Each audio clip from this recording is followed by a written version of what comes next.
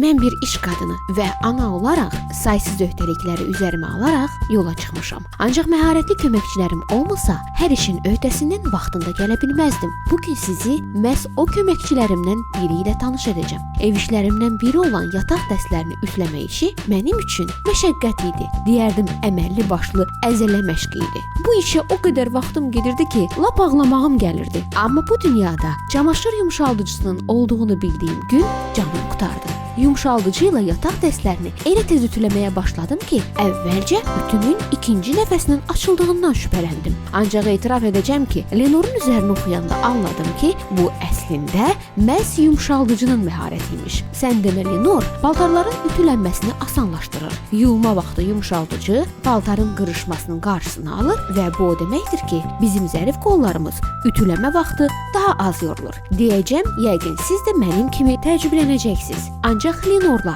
paltarların quruma müddəti də azalır. Bu qış üçün əla üsuldur. Öz aramızda biz gündəlik olaraq bəlli bir miqdarda ətir istifadə edirik. Ancaq yataq dəstinə xüsusi ətir vuran çox az qadın tapılar. Bax, mən Lenordan istifadə etdiyim üçün yataq dəstlərimdə yatarkən mənə xoş ətir bəxş etməsindən ləzzət alıram. Hələ yaratdığı yumşaqlığı demirəm. İndiyə qədər anlamıram niyə əvvəllər analarımız, nənələrimiz yataq dəstlərini kraxmallayırdılar. Axı o cür bərk yataqda yatmaq üçün az qala kosmonavt geyimi lazım olurdu. Sonralar kraxmaldan imtina etsək də, cod suyumuz paltarlarımızı, yataqlarımızı başqa cür cod etməyə davam etdi. Amma Lenorla yataq dəsti yumşaldığı üçün rahat yuxu təmin edilir. Özü də çamaşır yumşaldıcısının istifadəsi çox sadədir. Misal üçün, daim istifadə etdiyim Lenorun nümunəsində bu metodu sizinlə bölüşmək istəyirəm. Qablaşdırmanın qapağının 1/4-nə qədər Lenoru avtomat paltar yuyan maşının yaxalama bölməsinə əlavə edirəm. Bitdi,